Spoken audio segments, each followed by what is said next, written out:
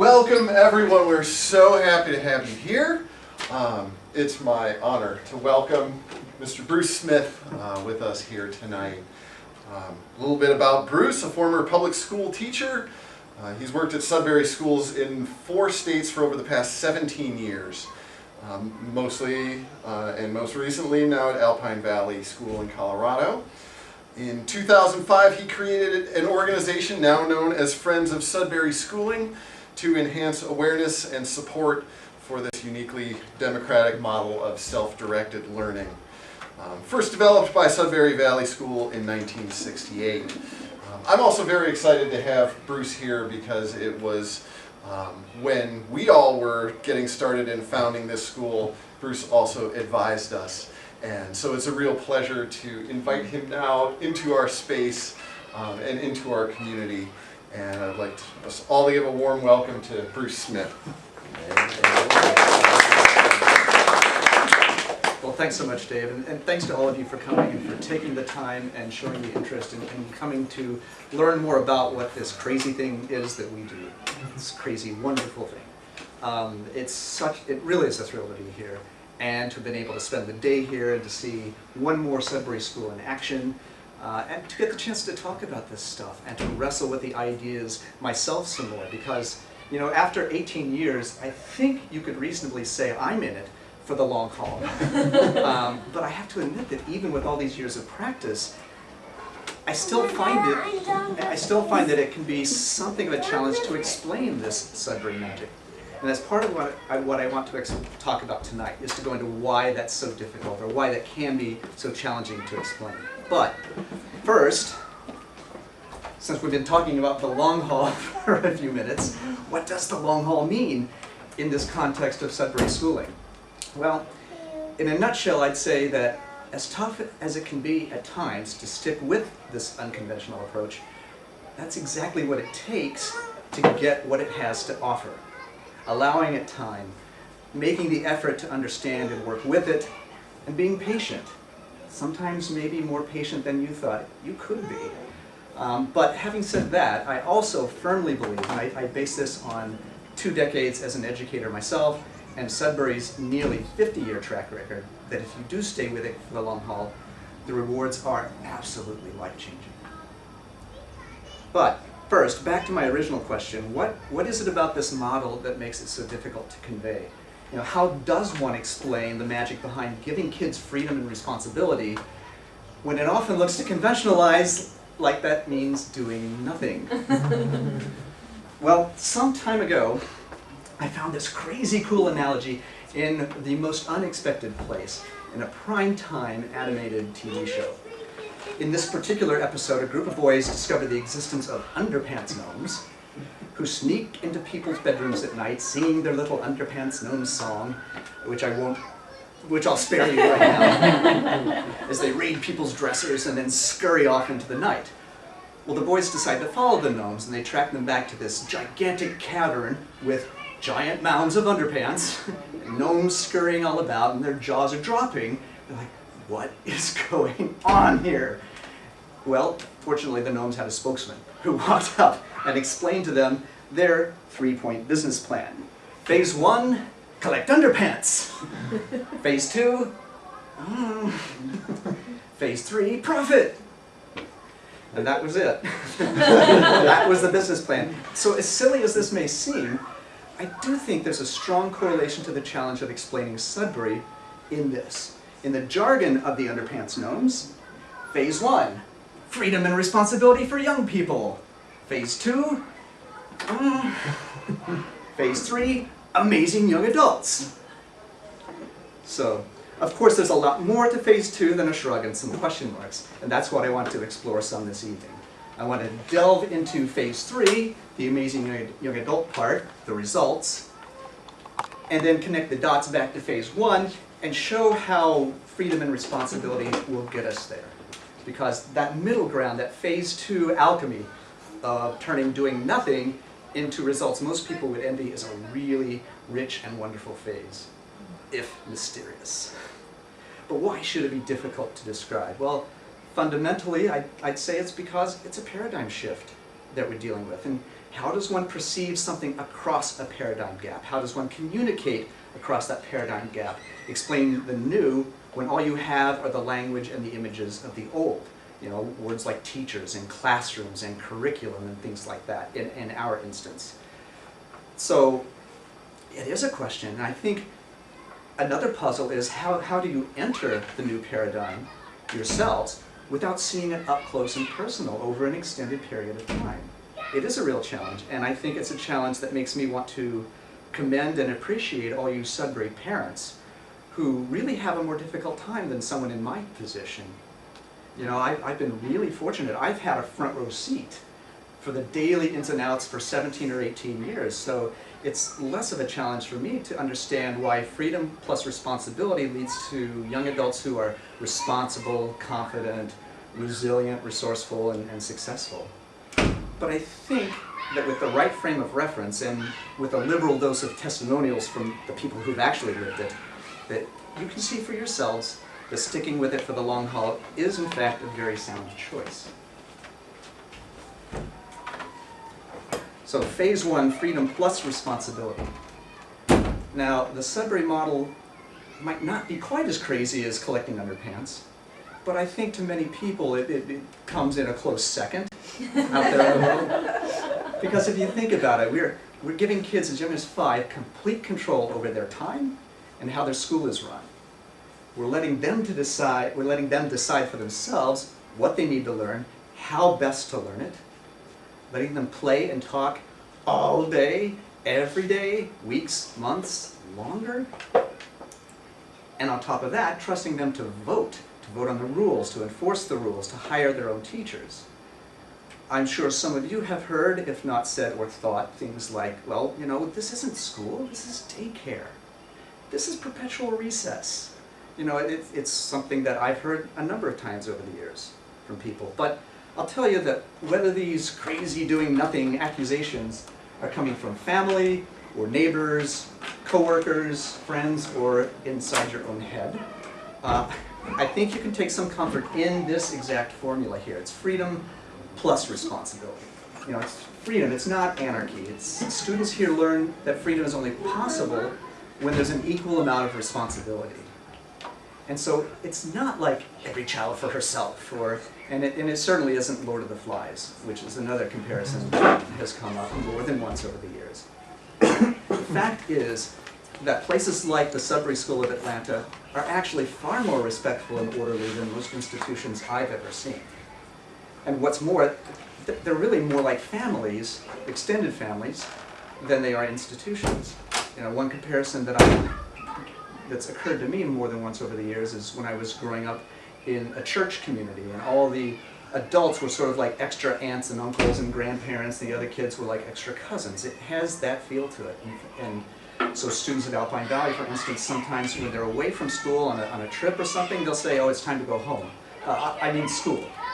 You know, and some of the problems with keeping order have to do with the fact that the kids do feel so much at home here. We sometimes have to remind them that, well, it's more like a public place in some respects. But I like that family feel, and I like thinking of it also as a village, you know, a mixed-age village, and a place where regard for the community is not only expected, but indispensable as well. So we have freedom and responsibility, and not a question mark. We have learning is living. So in these families or villages, Sudbury students grow up every day practicing adult-like responsibilities. I mean, really, they go about their days a lot like those of us do who are grown-ups. You know, what do I have to do today? What do I want to do today in the times when I am not having to do something else? Is life working the way I want it to? Are things going okay? And if not, what can I do about that? So it's really a significant level of freedom and responsibility on that minute-by-minute, day-by-day level. You know, what do I want? How do I make that happen? And how good am I doing, or how well are things going? So yes, really, I mean that quite sincerely, that they're practicing life. They're practicing exactly the sorts of decisions and demands that they'll face as adults on a smaller but progressively increasing scale, so they can grow into the place where the decisions and the demands are weightier and where the consequences are more significant. And they can practice making responsible choices and not as responsible choices, and seeing those consequences when the stakes are still really manageable. So, but we'll never, I think, make the connection between a phase 1 of freedom and responsibility and a phase 3 of amazing young adults unless we take a step back and take really a kind of radical point of view, which I think most of you have already taken or are working on, which is that children are people. And then consider, well, what does that mean? What is human nature? What are people like when they're really allowed to be themselves? How is it that we master what we need to master in order to thrive? And I think here, the problem with seeing children as people and judging human nature is that society has such a pervasive, overwhelming view of children as being incapable, which really is a huge source of frustration for me, because I see that the degree to which young people are judged on the basis of how they behave in a really unnatural, disempowering environment like conventional schooling. And that's why one of my favorite quotes on this subject comes from the writer Carol Black, who wrote that collecting data on learning based on behavior in school is like collecting data on killer whales based on behavior at SeaWorld. It's true, it's certainly in my experience, that children in conventional schools are like these whales, a captive population. And we can't judge how they act there, or we can't expect that to be an accurate indicator of how they behave naturally. They're placed in this environment where most kids, in most schools, where their schedule and their movements aren't their own. Their thoughts constantly directed towards what the authorities want them to think about. They're praised and punished by those authorities for how well they comply and perform. I don't know about you, but that doesn't sound terribly natural to me. So, can it be any surprise that under those circumstances, in a setting where they really have no power, how can we be surprised that students would go with the most readily available options of complying or rebelling or kind of going underground, staying below the radar as much as possible? But then, here's where the frustration really comes in for me. Their reactions to being in this disempowering situation are then used to justify the conditions that disempowered them in the first place. People will say, well, you can't trust kids to learn on their own because look, see how they're acting. I'm going to say, no, they're acting that way because the tasks aren't meaningful to them. They have no power. You're telling them what to do. It's like they're in SeaWorld and you're saying, but they can't handle freedom because you're keeping them enclosed. It's frustrating.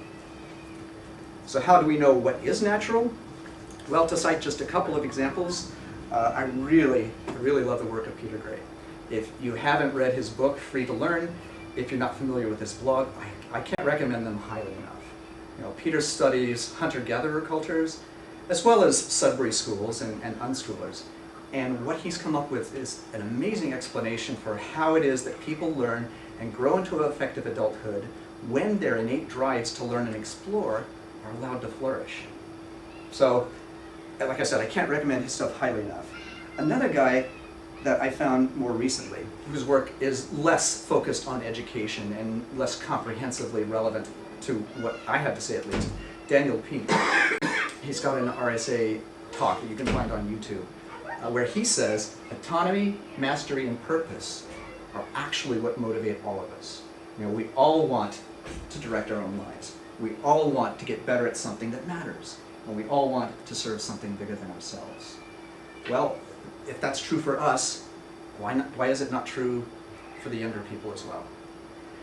And I would also add at this point that with Peter Gray and Daniel Pink, with a lot of the sources that I'll be citing and points that I'll be making tonight, I know I'm brushing through a lot of it relatively quickly because I don't want the long haul to be too long. But I have a set of links and references and so forth that is electronically available, so you can dig in on a lot of this stuff later. And I don't know if that's available now or will be at some point, but I'm sure it will be something that you can get your hands on relatively soon. So I think what's really going on then in this phase two, what's behind the question marks and the shrugs is learning as living. Because Sudbury schools aren't something apart from life. They are just and exactly life for these kids. You know, it's like, in one sense at least, that the school is their job. You know, and they get up and they go to work every day, except it's a job they really like. Because it taps into their innate drives, their personal interests. It's customized to them. So why would you not want to do this incredible job where you get to hang out with your friends and do all kinds of cool stuff?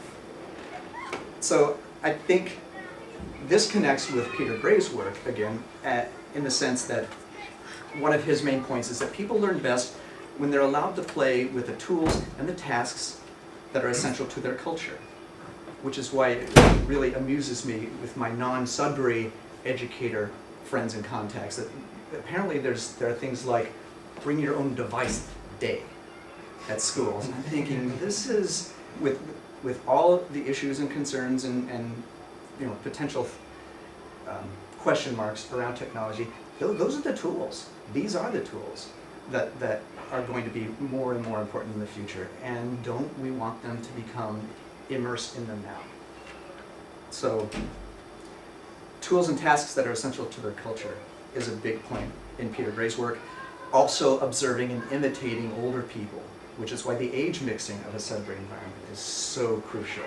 You can watch people who are doing these culturally important tasks and go, okay, that's how that works. Oh, and I'm going to go practice it over here, which is exactly what he has found with hunter-gatherer groups. You know, the kids, what are they practicing? The hunting and the cooking and the domestic things and all of the things that they're going to need to know as they grow up. They're practicing them while they're still young. And really consider what the students here at this school do most. Play and talk. Now they hang out, they're doing nothing, right? But this nothing, as it turns out, is in fact a really intensive form of something. Because with play, first of all, in play, children learn that life itself is a game. And I think that holds true for all of us, regardless of our age. You know, it's this, life is this kaleidoscope of situations where there are players and roles and objects. You know, like we're playing this game right now, like I'm the expert, I'm the speaker, you're the audience, we're coming together. Yeah, and you're wanting to play this game or you wouldn't be here. And if you wanted to quit the game, the door's right over there. And so I think that's what the kids get, is that it transfers very neatly. I remember a friend of mine who was a parent at Fairhaven in Maryland talking about how what he does at work and what his kid at the time was doing with this game were very similar. You know, he has to collect bits of information from here and there enough that he could unlock the next door. And then he has to travel down this way and navigate his way through this maze, and there's a boss monster at the end for him as well as for his kid. But I think the imagination flourishes here because kids see that they have the power. You know, it's not just play for play's sake. They have the power to create and to modify their games. And what I've seen is that they have few, if any, qualms about quitting and going over and finding a new game or making their own game. And I think that, in my experience, holds true for life as well. You know, if it's the game of, this job was something that I really wanted, but it's no longer satisfying for me, I'll go find a better game. Or I'll go make my own game, which is why a lot of Sudbury alums go on to become entrepreneurs. You know, so life as a game comes from growing up playing. Similarly, the extended and open-ended and endless kinds of conversations for which, say, the teenagers, well, just in general, are more famous, is a comparable sort of learning experience. It's not to say that they're not playing, but the play is taking a different form.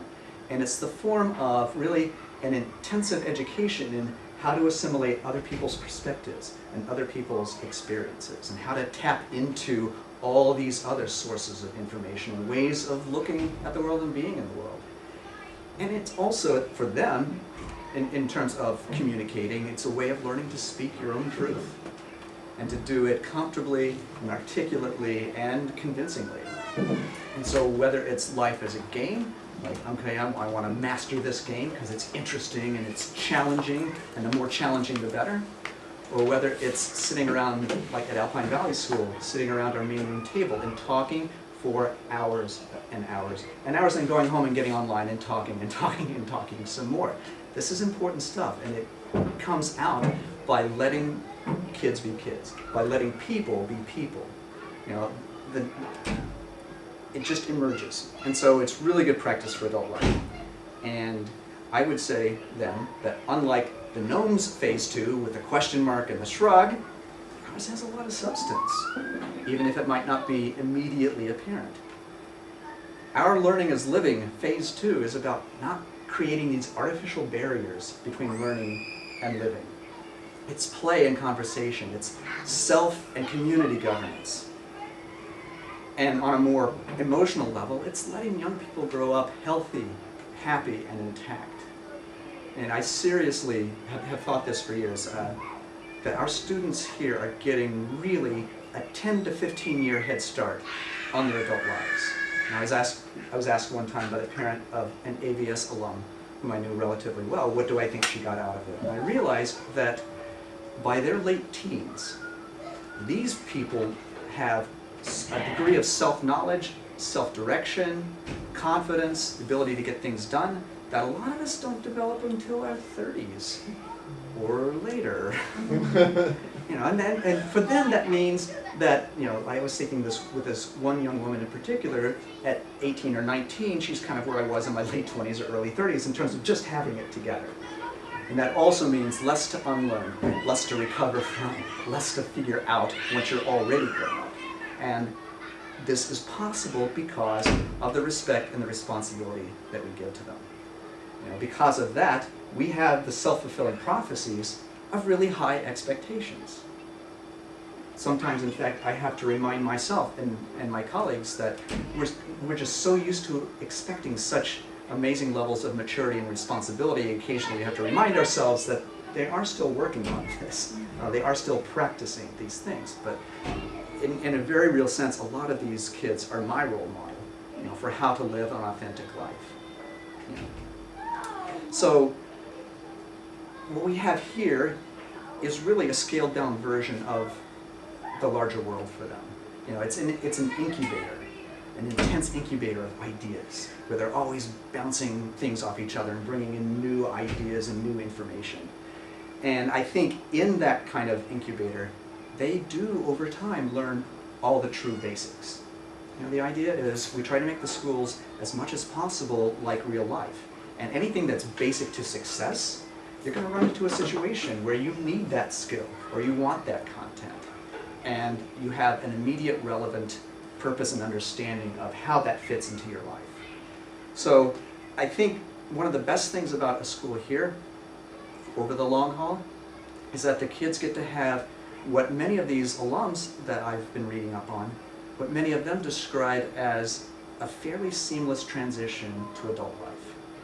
You know, it's not this sudden shock of, now you're free, figure out what to do. You know, they're living their adult lives much as they were when they were kids. It's just the toys are a little bit bigger, right? And the challenges can be a little bit more imposing, but you know, they have, on the one hand, they still have the playfulness and enthusiasm and creativity of their childhood, even as they're mastering adult skills like responsibility, adaptability, and persistence. And I've seen that time and time again. It's such a wonderful thing about these schools to see little kids that are just mature way beyond their years and bigger kids that haven't forgot how to play. It's a really, really marvelous thing. So we do have phase 3, happy young adults, or amazing young adults who are also happy. And with all this nice shiny rhetoric, you know, you may be wondering, okay, what about the results? Why should I stick with this for the long haul? Well, fortunately, we are coming up on 50 years of results, and so thanks to people at places like Sudbury Valley School, we have a wealth of testimonials, more every year it seems, with videos being posted and blogs and so forth. And so now we've hit what's my favorite portion of the talk, where I kind of get to turn things over to the real experts, the people who have lived this, the living proof of the results. I'm going to read a bunch of testimonials, which all come from graduates of Sudbury Valley School and are all collected in these 2 books. Kingdom of Childhood is entirely interviews of alumni reflecting back on their experience growing up at the school. And it was published in, I believe, '94, so roughly mid-'90s. And about 10 years later, The Pursuit of Happiness combines a lot of those testimonials with a lot of statistical data as well. Lots of tables and charts and graphs. It's like, oh yeah, there's numbers. All right. But it's really the testimonials, and maybe it's because I'm kind of a wordsmith myself, but I like the story aspect. And so I want to read to you a bunch of these that I've arranged in a number of categories, beginning with life satisfaction. 3 years of undergraduate work, then 4 long years at chiropractic school have led me to the conclusion that Sudbury Valley School is the most advanced learning institution I've ever seen or attended. It's put me at the top of everything I set out to do. So anyone out there who wants to become a doctor, a scientist, a Buddhist monk, know that you have a better shot at it if you played at SVS as a kid. What I like about my life is my capacity to enjoy life, to be able to meet any challenges that I face without a great deal of difficulty. Probably the greatest skill that I learned attending Sudbury Valley was being able to teach myself and learning how to, and being able to problem solve. I learned how to learn, and I relearned how to enjoy learning. So life is just an endless source of fascination and of pleasure, for the most part. Sudbury Valley was a place of euphoria in so many ways that I think we all keep striving for it. You don't get a sample of that and not feel that it's your job to pursue it, or manifest it, or create that environment for others. I really like this one because I think it's so true that you kind of imprint when you're young, or you get accustomed, you get this template or set of, a frame of reference for looking at the world. Life is tough. Okay, I gotta get used to that. Or life is awesome, and sometimes I have to do things I really don't like. But the point is awesomeness, as opposed to the point is endurance. And college. A lot of them had a lot to say about college. So this one says, college wasn't difficult academically at all.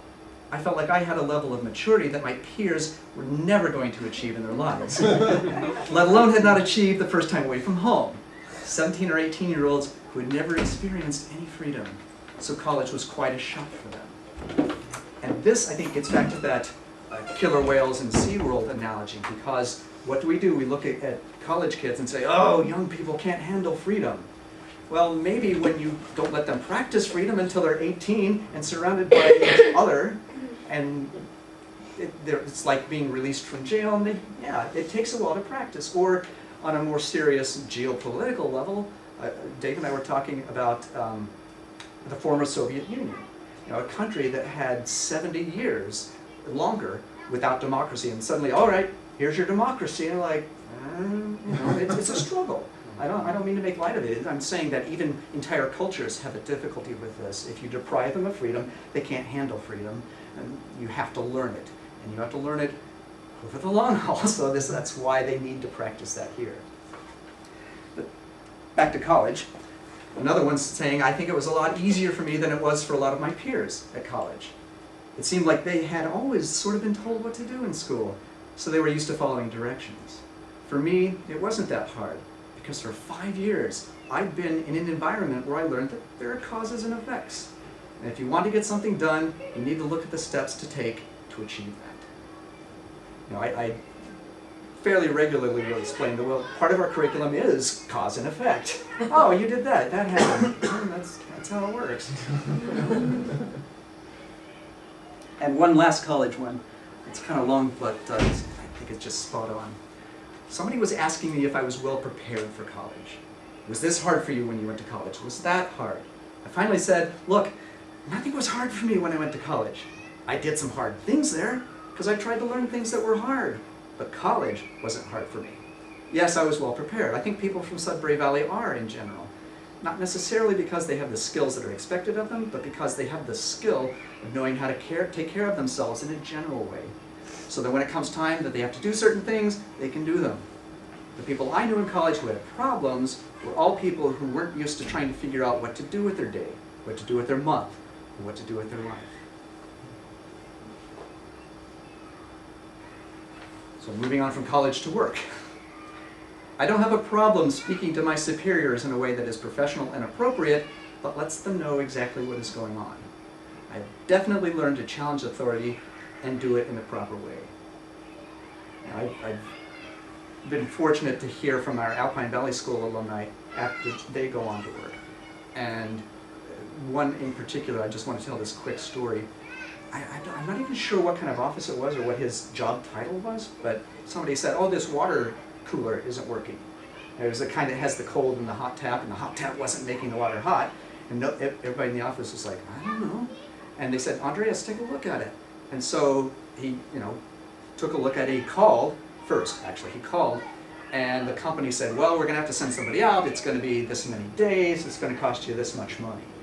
And this young man said, well, let me get back to you. And he looked around. He just poked around, and he saw, oh, this back panel comes off. Oh, there's a knob. I wonder what the knob does. Oh, hot water. And the rest of the people in this office were like, how did you do that?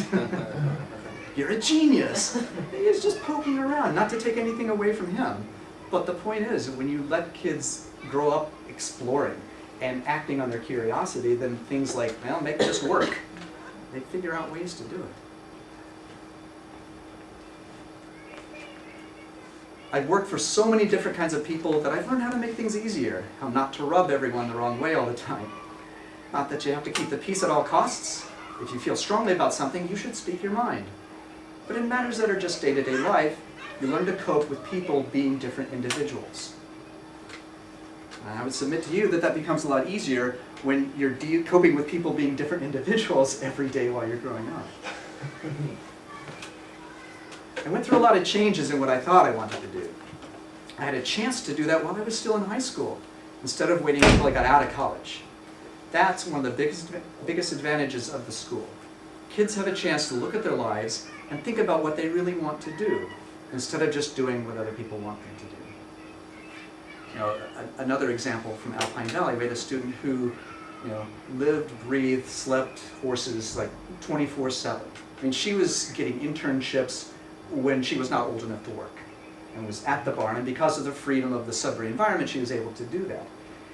And she made a discovery towards the end of her time with us, which was, I really, really like this work, and I don't want to do it as a career.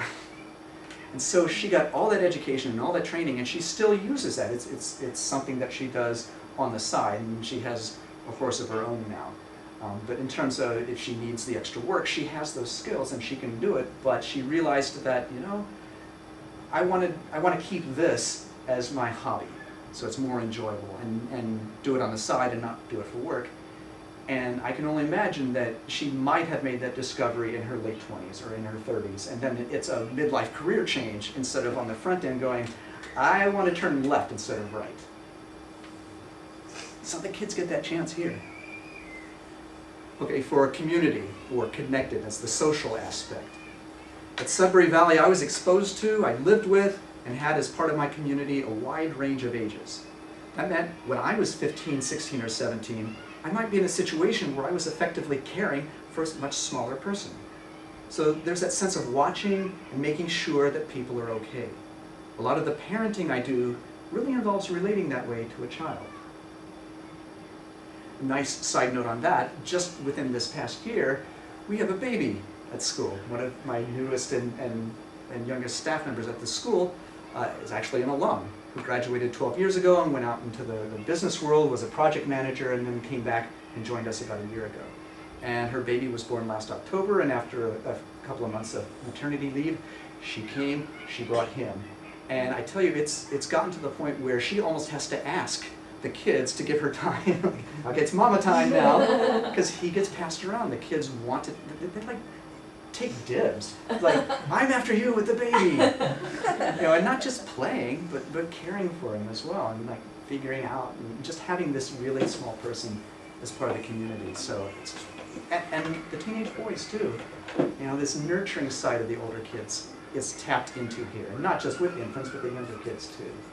So, think about what kind of skills and attitudes and experience that's giving them, huh? In general, the atmosphere in school was conducive to the development of tolerance, communication skills, and the overall ability to be fairly at ease with a wide variety of people in all kinds of settings. Yeah, that sounds like school to me. You learn mutual respect and caring for other people at Sudbury Valley because you're part of a social system which encourages you to think about the effect your actions are going to have on somebody else. It definitely fosters helping out other people and thinking about the community at large and not just yourself.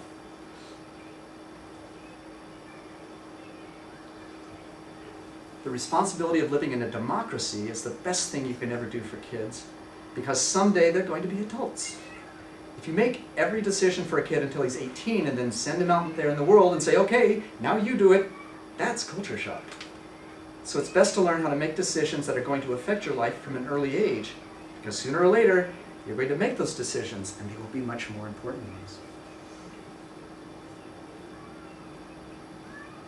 All right, and on how learning happens, a few quotes. Visitors would ask, what did you learn today? And we'd think, what did I learn today? What are you talking about? Because it wasn't like you went to the library and learned your facts for the day. You know, we weren't learning subject by subject. We were learning in a more organic manner. Most of the things I learned from other kids. Some of it you learn from seeing adults do it or participating with adults, but most of it is just because you're sitting around talking. If you're reading something, you're usually talking about it to your friends. Or if they're reading something and they're talking about it to you. Or they're studying for the SAT and there's the book sitting there and you look at it. People are curious. That's one of the things that makes the school work. So this is the incubator idea, the randomness of the exposure. You get people tapping into their passions. You've got everyone at school teaching everybody else without even realizing that that's what's going on. I picked up a little bit here and a little bit there. Nothing that I could say, well, I had this great revelation. I learned this from so-and-so. It was just nice to be amongst adults, seeing what they do. And other kids, too. Everybody had different interests, but in a small school like that, it was more a matter of age and interest combined. So if there's only one other person your age, you're probably going to be friends. And if somebody was not at all your age and had the same interests, that would also make you friends. I didn't really think about getting an education. I didn't understand the idea of having to artificially get an education. I thought you lived in the world and you got smarter because every day you were learning. I thought there was no way to get dumber unless you were erasing stuff out of your brain. It seemed to me that one day you're talking to someone about one subject, and another day you were talking to someone about another, and then eventually you can get around to all of them. I learned so much. Sudbury Valley was just life for 10 years. It was everything. I didn't really go to school in the morning thinking that I go there to learn. I woke up in the morning and said, I'm going to school and I'm living life. All my learning came about without really having it set up. It sort of unfolded. All right, a category that I called strength of character. You get to a certain point in your life and you realize, well, it's not going to turn out exactly the way you planned it. And that's okay. You don't have complete control over your life, and that's part of the fun. I keep moving on, seeing where it takes me, and enjoying where I am.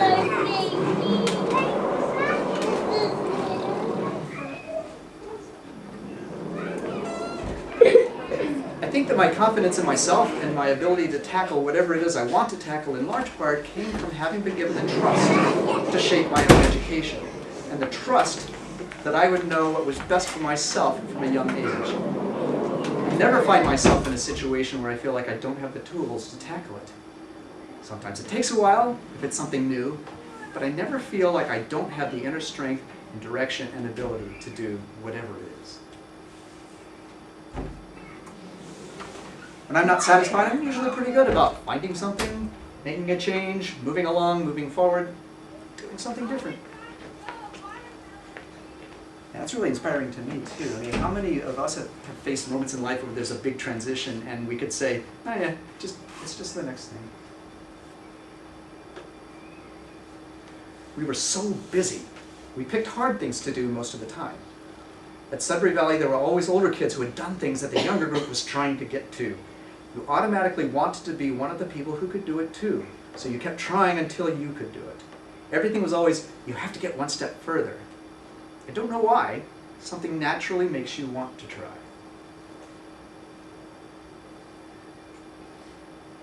I realized that people create the world around them and that I could create my own world. It was such a wonderful feeling. My major feeling at school was of constrictions going away. It was a total freeing up of the spirit. What I think is magical about Sudbury Valley is that so many children who go through the school can feel a sense of control over their lives when they leave. No matter what they do afterward, they know that control can exist because they experienced it at the school.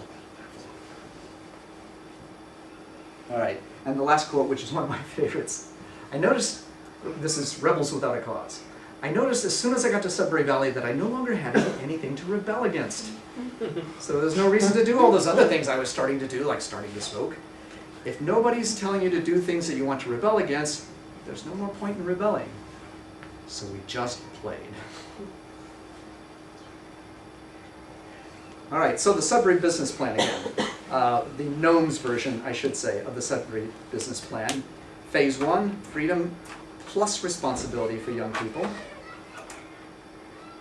Phase 3, amazing young adults. But phase 2, remember, is actually learning plus living. All right, so that's a little bit of phases 1, 2, and 3. There's really just one more question I want to address, and specifically to those of us who consider ourselves adults in the room. We Sudbury adults, what's our role? Now, what should we do? Well, to answer these questions, I have to tell a tale of two metaphors. Now, I'm sure that all of you have heard and run into occasions where people refer to conventional education as factory schooling or an industrial model of learning. And there's good reasons for that. I mean, it was developed during the Industrial Revolution and patterned after it. Kids like processed, like raw materials on an assembly line, externally managed and directed towards goals set by the powers that be. Well, of course, that's not the only metaphor out there. And there are other better ways, in my opinion, of framing and structuring this thing called school. Well, I find much more appealing the alternative to the industrial model, one that we might call an agrarian one, or organic education, as it were.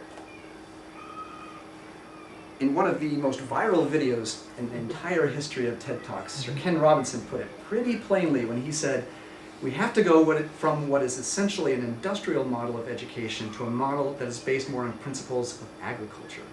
We have to recognize that human flourishing is not a mechanical process, it's an organic process. And you cannot predict the outcome of human development. All you can do is, like a farmer, create the conditions under which they will begin to flourish. And someone whose videos are not quite as viral yet, but are very much worth watching, James Marcus Bach. The book Secrets of a Buccaneer Scholar, How Self-Education and the Pursuit of Passion Can Lead to a Lifetime of Success.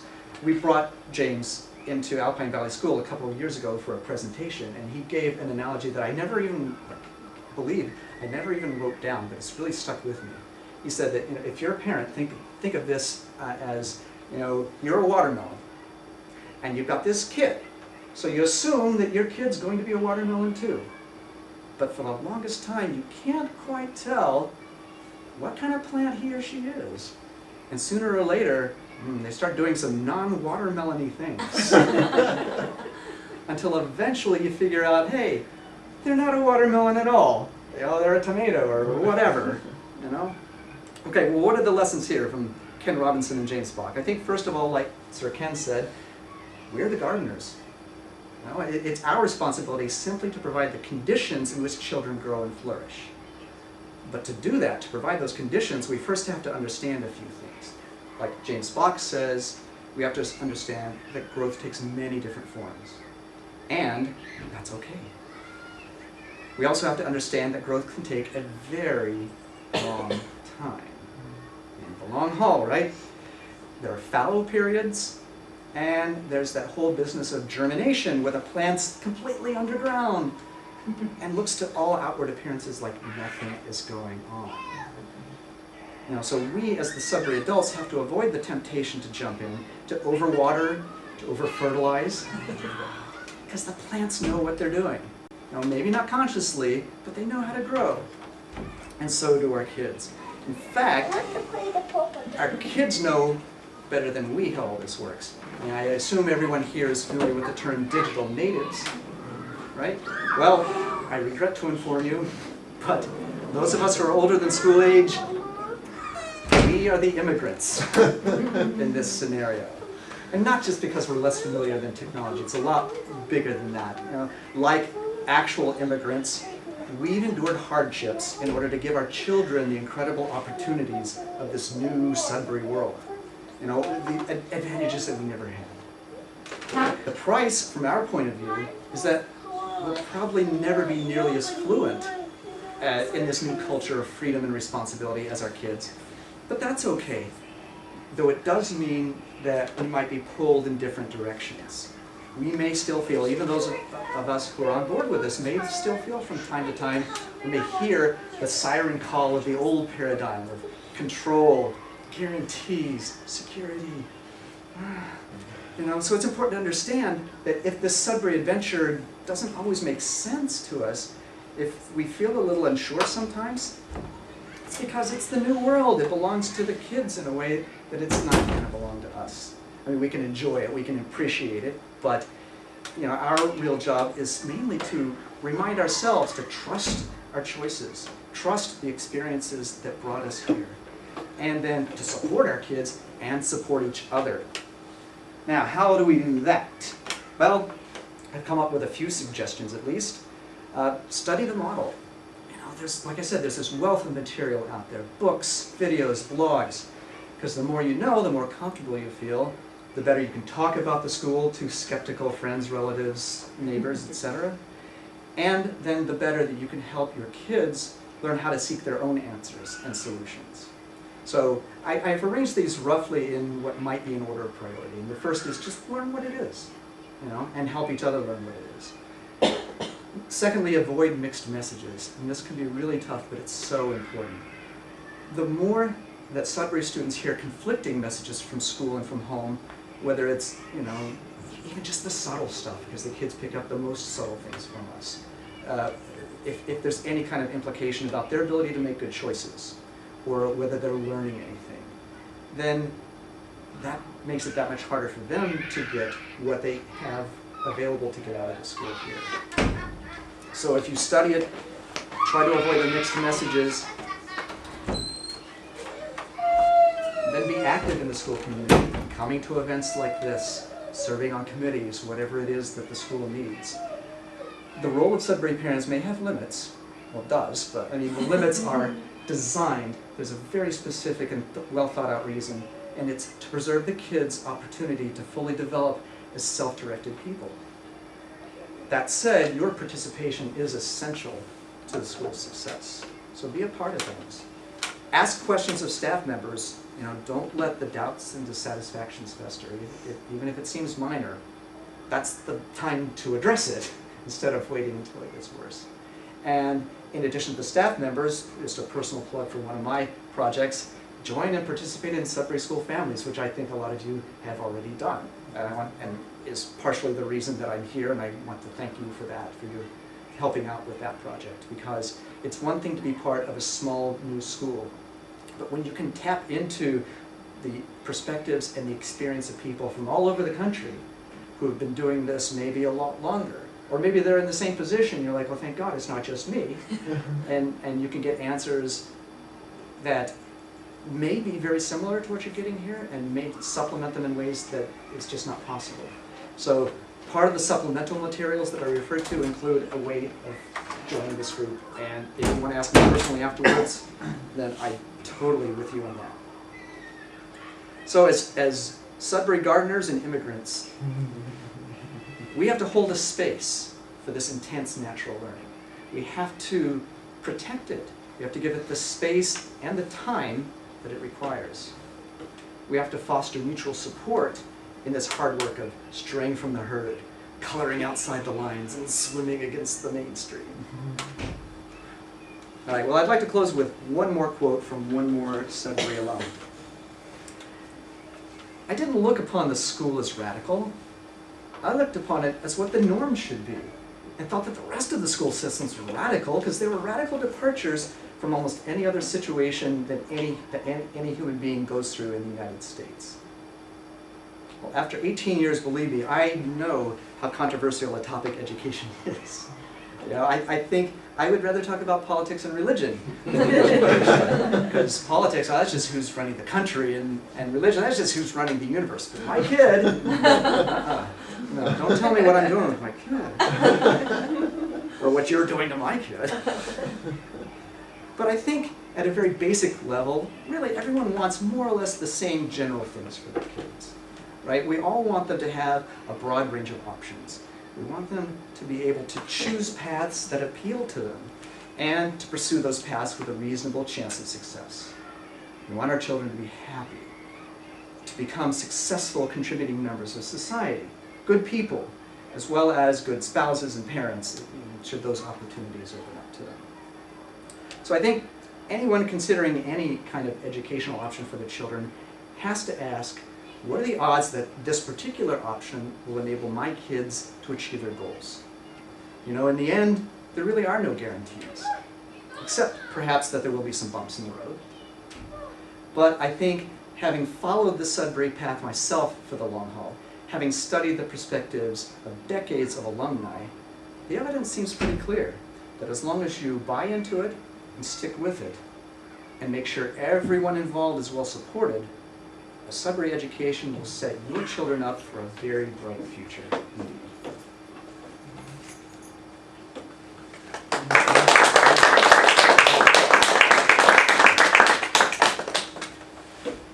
So now the grilling.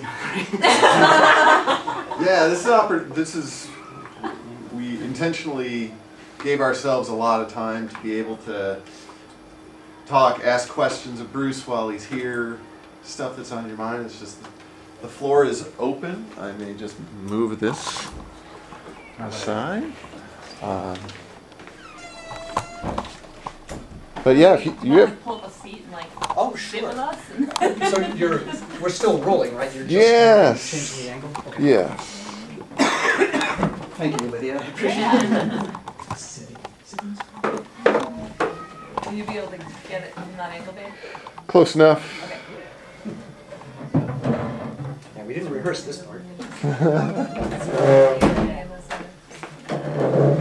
We could have him switch seats with Lauren and then he'll be right. Put her in the middle. Anyway, he's So in the camera. Okay, he is. So do we need to move back? No, you're fine. I want to move back so I don't fit. Yeah, fire away. Dave said I've been at 4 schools. I've visited a couple of others. I love talking about this stuff. So, shoot.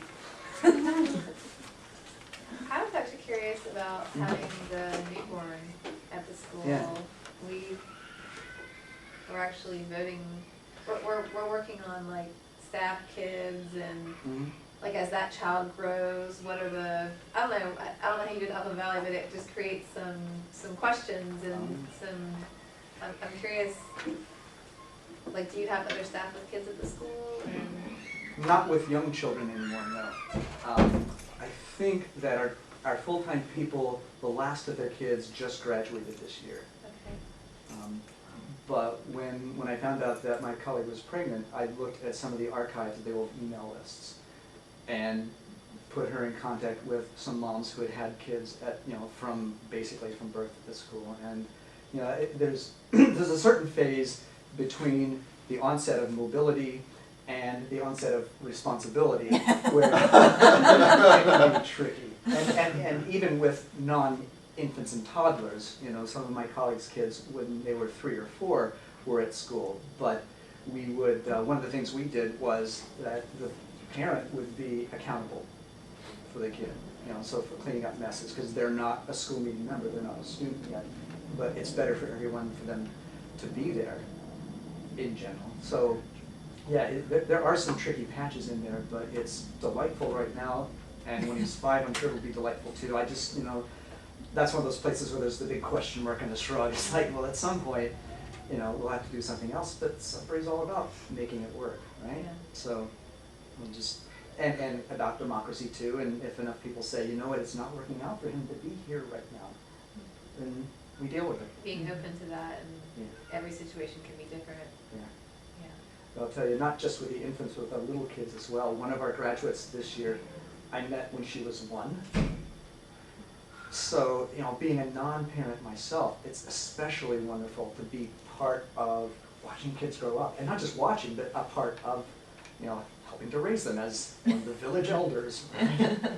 So it's really marvelous and reminds me of why Sudbury staffing is everything that I liked about teaching with none of those headaches.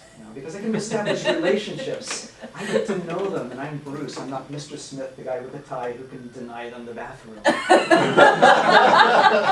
and we don't have that curriculum getting in the way. It's like, well, you're a really cool person. I'd love to connect, but I have to teach you this thing, and then I have to make you take a test on this thing.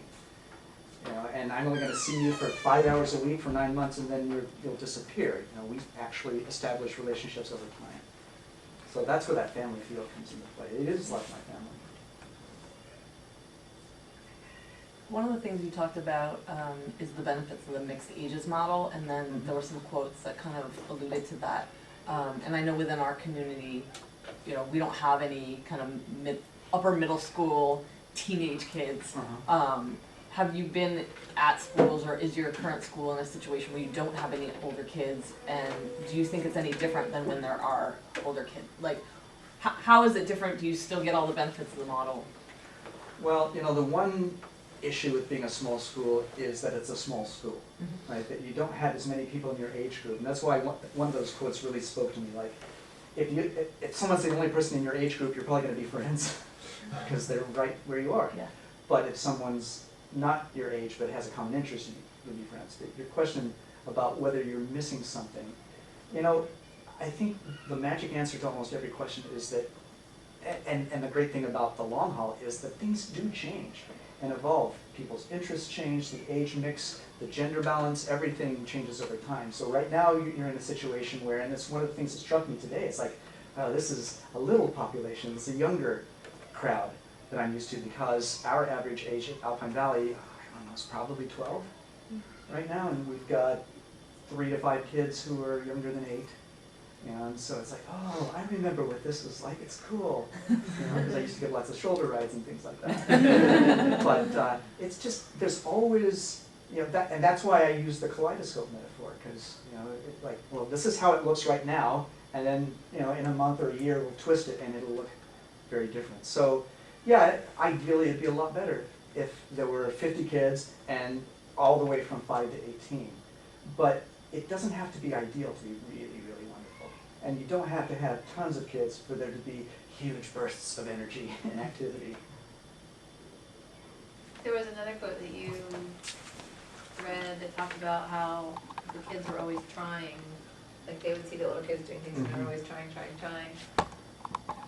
How do you kind of apply that to this sort of situation where, like if your kid is one of the oldest, how would you say that those kids are affected by not having the other ones? By not having a lot of other people their own age? The older, The that role they models. see, the role models, right? Well,